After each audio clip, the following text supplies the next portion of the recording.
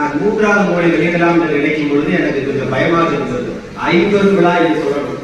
அப்படி விழாவை நடத்தி கொண்டிருக்கும் பொழுது பாண்டியவர்களுடைய ஐயாவுடைய விழாவிலேயே ஒரு கூட்டம் ஜன விழா இருக்கிறது. மைக் எடுக்காமருக்கு இத்தனைக்கு எங்களை வரவேற்றது மனிதர்கள் அல்ல, இங்கே சமைத்துக் கொண்டிருக்கிற உணவும் காய்கறிகள் வாசம் தான் எங்களை வடுகு வெட்டி வீதியிலே வரவேற்றது. இப்படி கூட இப்படி இருக்கிறதே, நாம் என்ன செய்ய போகிறோம், பேசாமல் விழாவை தள்ளி வைத்துக் கொள்ளலாமா என்ற எண்ணமெல்லாம் எனக்கு தோணது. இருந்தாலும் மனநிறைவாக இருக்கிறது. மிக சிறப்பான கூட்டம் இங்கே கூடியிருக்கிறது.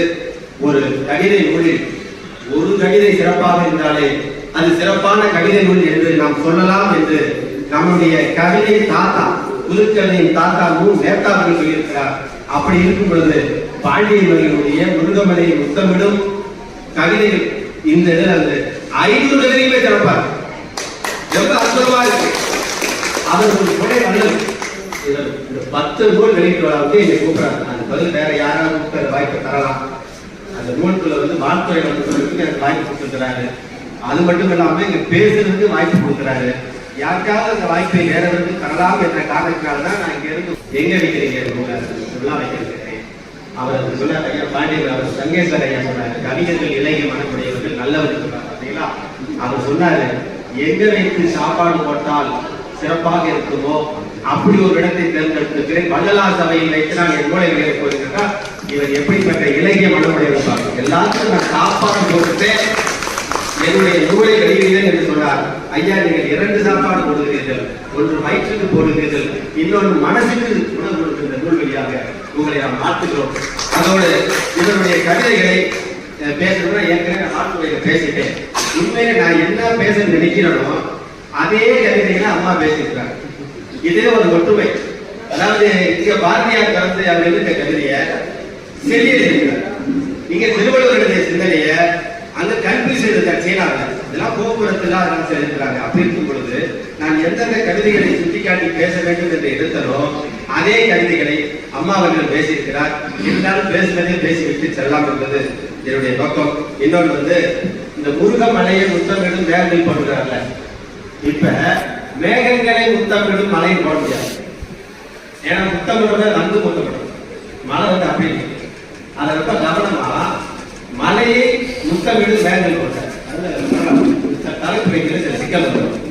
மெல்லிடை வார்த்தை, அதாவது கண்டேன் காதலியின் வேகம், கவிதையும் கஞ்சனானது. அம்மா நீங்க ஒரு பாக்கியம் சொல்றீங்க, அது நல்லா கூட இருக்கலாம். கவிப்பேரசு வைரமுத்து மெல்லிடை வார்த்தை பிரம்மன் கஞ்சன்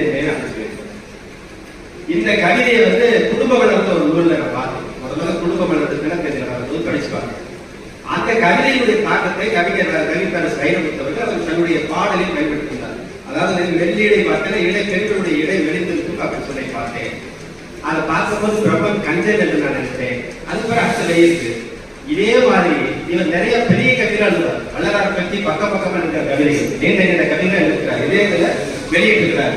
அப்படி இருக்கும்போது கண்டேன் காதலியின் தேகம் கவிதையும் கஞ்சனானது அப்படின்னா அம்மா சொன்னாங்க. கவிதையும் கஞ்சனானது அந்த வெள்ளியடை பார்த்தீங்கன்னா அவனுக்கு பேச்சே வராம அமைதியா இருந்தது மாதிரி மௌனமா இருந்தாங்க சொன்னாங்க. நான் என்ன சொல்றேன், அந்த மெல்லிடையை பார்ப்படனே இந்த மெல்லிடை உலகத்துக்கு பெற்றது. எல்லா பாடல்களையும் மெல்லிடை பெற்ற சிறப்பா பாட்டுட்டாங்க. நம்ம கவிதையும் கூட கஞ்சன் போல 3 வரியில் சிறுதாக இருக்கலாம் என்று இருக்கிறோம்.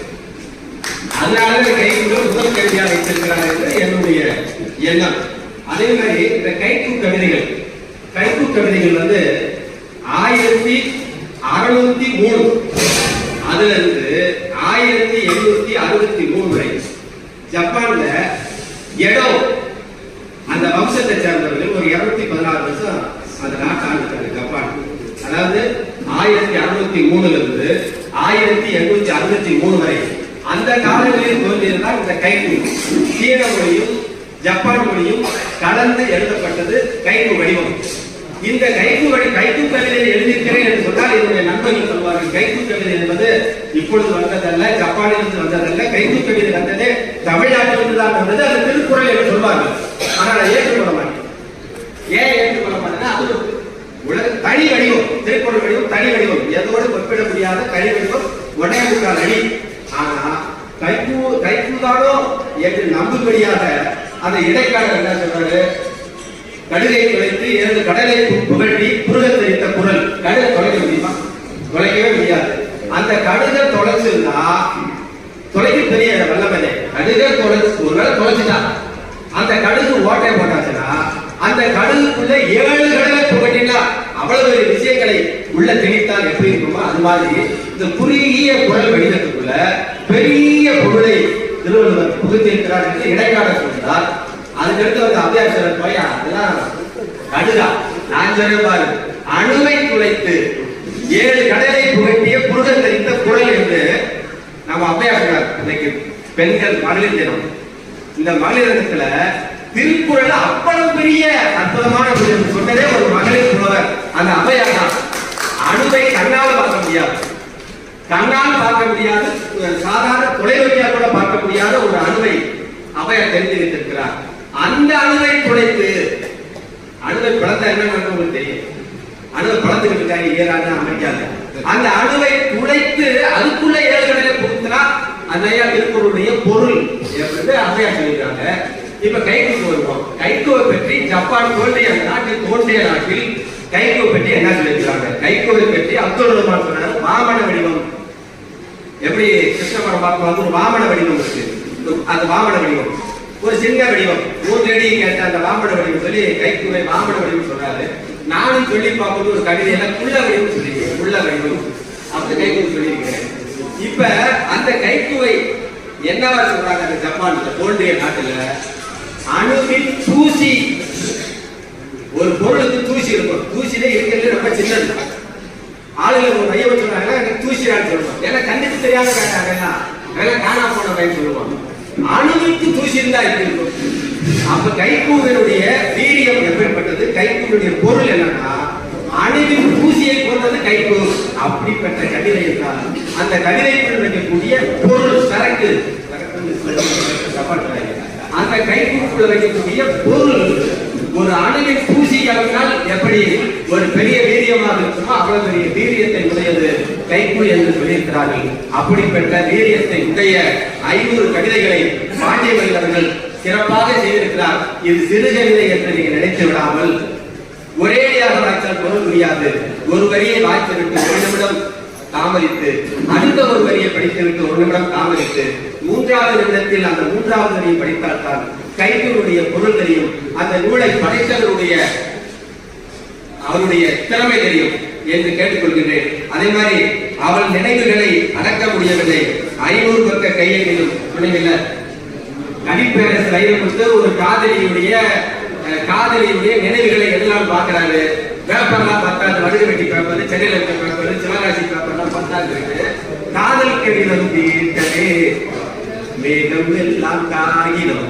இந்த மேகத்தை பூரா கொண்டு வந்தா தானே காதலை பத்தி நான் கவிதை எழுத முடியும் அப்படின்னு சொல்றாரு. மேகத்தை பூரா காகிதம் ஆக்கிட்டா எந்த பேனா வச்சிருந்தோ மைய வாங்குறாரு. அடுத்து அவர் சொல்றாரு வானின் நீளம் கொள்ளுமா பேனாமையோ தீர்வு. நான் அந்த மேகெல்லாம் காகிதமாக்கி எழுத்தேனா பேனாமை கூட தீர்ந்து போயிடும். அதுக்கு அந்த வானத்தில் இருக்கக்கூடிய நீளத்தையே மையாவை பயன்படுத்தி விட்டால் ஒரு வேலை ஏற்றலாம் என்று சொன்னார். அந்த கவிப்பேரரசு வைரமுத்தவர்கள் பிறந்த ஊரில் பிறந்த நம் வாழ்கின்ற கவிஞர் அவர்கள் அவன் நினைவுகளை அடக்க முடியவில்லை. 500 பக்க கையெழுத்திலும் அப்படி இருக்கிறார். எழுதி பார்க்கிறாரு. அவ்வளவு சுவாரஸ்யமான நினைவுகள். 500 பக்க கையெழுத்து தேரவில்லை. அம்மா வீட்டில் நிறைய நூல்கள் இருக்குன்னு நினைக்கிறேன். கால்களை எடுத்து கூடி சென்றது தெரியும். ஜலசேட்டு போனாலும் கால்களை எடுத்து சொல்றாங்க. அப்ப இவர் போன்ற கவிஞர்கள் காதலின் நினைவுகளை எழுதுவதற்காக மூடமையாக நினைக்கிறேன். அதுக்கு மேல் நோட்டு சொன்னீங்க தலைக்கவசம் முகக்கவசம் அணிந்தும் பார்த்தேன் மகளருடைய நினைவில் என்று ஒரு கவிதை சொல்லியிருக்கிறார். தலைக்கவசம்னா உயிர் கவசம். தலைக்கவசம் அனுப்புனா உயிர் காப்பாற்றலாம். அது மாதிரி கொரோனா காலத்துல முகக்கவசம் அனுப்புனா அது உயிர் காப்பாற்றலாம். இந்த 2 கவசம் கொண்டு அவர் நினைவு என் உயிரை எடுக்கிறது. இந்த 2 கவசத்தாலையும் என்னை காப்பாற்ற முடியவில்லை அப்படின்னு சொல்லி இந்த கவிதை சொல்லியிருக்கிறார். அப்படிப்பட்ட நினைவுதான் காதலுடைய நினைவுகள். இன்னொரு கவிதையில் விஞ்ஞான வளர்ச்சியில் மேம்பட்டது நேரத்துக்கு ஒரு மாத்திரை. அமெரிக்காவுக்கு தான் சந்திராயனுக்கு நிலவுக்கு போயிட்டோம், நிலவுடைய தரையை ஆராய்ச்சி பண்ணிட்டோம், செவ்வாய் நிலத்துல பயிர் நட போறோம் அப்படிலாம் சொல்லிக்கிட்டு இருக்கிறோம்.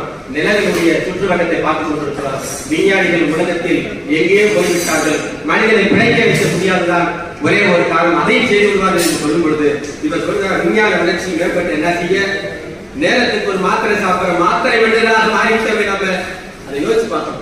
விஞ்ஞானம் வளர்க்கிறது, ஆனா மனிதனுடைய உணவுகள், மனிதன் சுவாசிக்கிற காற்று, மனிதன் வாழக்கூடிய சுற்றுப்புறம் கெட்டு போய்விட்டது. விஞ்ஞானம் வளர்ந்த அளவுக்கு நாம் மாத்திரையும் எடுக்கக்கூடிய மனிதனாக வளர்ந்திருக்கிறோம் என்று ஒரு கவிதை பதிவு செய்கிறார். அதே மாதிரி சமத்துவபுரம் சந்துகளில் சாதித்தலைவன் படம் என்று ஒரு அற்புதமாக சொல்லியிருக்கிறார். நம்ம எந்த எதுக்கு பயன்படுத்த சொல்றது தெரியாது. இப்ப நிகழ்ந்தது விபச்சாரம், கண்ணகி சிலை எப்படி அப்படி ஒரு தண்ணீர், அது மாதிரி அன்னை, அதாவது வீட்டிற்கு பெயர் அன்னை இல்லை, அன்னை இருக்கிறோம் அனாதை இல்லம் சொல்லி ஒரு கடிதம் இருந்துச்சு. அது மாதிரி சமத்துவம் ஜாதி மத பாகுபாடு இல்லாம ஒரே சுடுகாடு, ஒரே பள்ளிக்கூடம், ஒரே களம், ஒரே சுவாசம், அதாவது ஜாதி மதம் கற்ற அண்ணன் தம்பி சகோதரர் வாழக்கூடியவர்களாக கட்டப்பட்டது சமத்துவம். அந்த சமத்துவ சந்துகளில் அதிகமாக சாதி தலைவர்களுடைய படத்தை விடுகிறார்கள் என்று அற்புதமாக இந்த அரசியல் சூழலை கேள்விப்பட்ட மக்களுடைய மனநிலையில் இருக்கிறார். அதே மாதிரி முக்கியமான ஒன்றை சொல்லிட்டு நான் முடிச்சுக்கிறேன். அதாவது மழை இல்லைன்னா ஒரு புல்லு கூட கரையில உடைக்காது. அப்படி இருக்கும்போது ஏதோ ஒரு நல்லவன் ஒருவன் இருப்பதனால் அந்த நல்லவனால பல கெட்டவர்களுக்கு மழை பெய்திருக்கிறது. அனைவரும் சேர்ந்து இந்த பூமியில் வாழ்ந்துகிறோம் என்று சொல்கிறோம். அது மாதிரி நாம் சோற்றில் கை நடைப்பதற்கு சேற்றில் கால் வைக்கக்கூடிய விவசாயம் தான் காரணம். அது மாதிரி குப்பத்துக்கு எங்கெங்கே கங்கையில இருந்து, காவிரியில இருந்து, வைகையில இருந்து எடுத்து ஊற்றக்கூடிய தண்ணீர் புனித நீர் என்று சொல்கிறோம். அந்த புனித நீரை ஊற்றினால் அங்கே இறைத்தன்மை கூடும். அந்த இறைத்தன்மை கூடினால் அந்த ஊர் விளக்கும் என்பதற்காக அதை புனித நீர் என்று சொல்கிறோம்.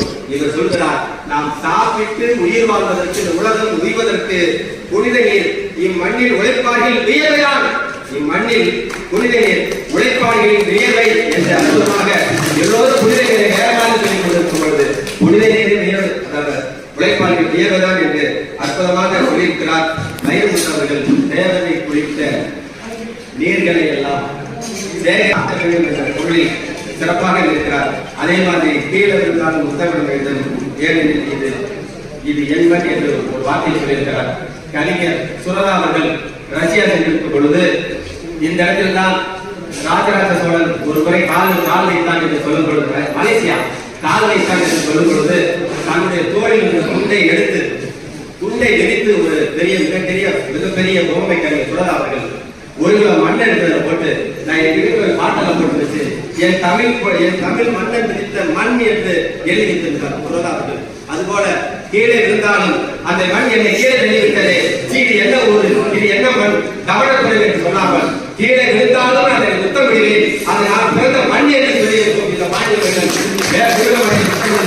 எழுதிப்பது மிக சிறப்பானது. கவிஞர் பல்லாண்டு காலம் சீரும் சிறப்பாக இருந்து நிறைய கவிதை சேவையும் நூல் சேவையும் செய்ய வேண்டும். அதோடு சங்கபத்தமிழ், சங்கத்தமிழ், கன்னித்தமிழ், பொன்னித்தமிழ், வீரத்தமிழ், ஓடத்தமிழ், ஞானத்தமிழ், பைந்தமிழ், முத்தமிழ், செந்தமிழ், தாமத்தமிழ், முத்துத்தமிழ், வண்டமிழ், ஒண்டமிழ், நறுந்தமிழ், தெய்வத்தமிழ் என்ற 20 வகை தமிழ் இருக்கிறது. அந்த 20 வகை தமிழும் வளர்ந்து இணையத்தமிழ், கணினி தமிழ் என்று வளர்ந்திருக்கிறது. அப்பேற்பட்ட தமிழை மிக சிறப்பாக தன்னுடைய சங்கத்தின் மூலம் தமிழ் தொண்டு ஆற்றினரும் கவிஞர்களுக்கும் அவரை சேர்ந்த அத்தனை அராதை தமிழ்ச்சங்க உறுப்பினர்களுக்கும் இகர முதல் இதற்கும் என்னுடைய பல்லாண்டு வாழ்க்கை வாழ்த்தை கூறி விடைபெறுகிறேன்.